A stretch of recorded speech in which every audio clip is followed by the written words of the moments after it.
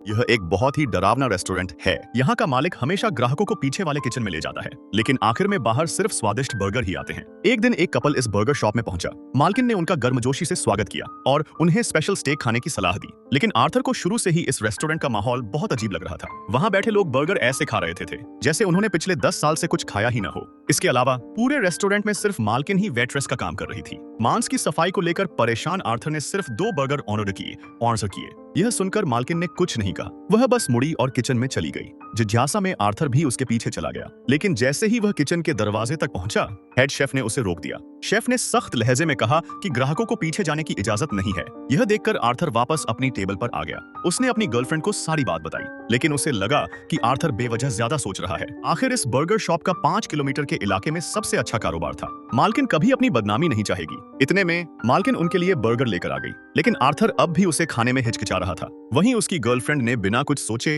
एक बड़ा सा बाइट ले लिया। हैरानी की बात यह थी कि बर्गर का स्वाद बहुत ही शानदार था।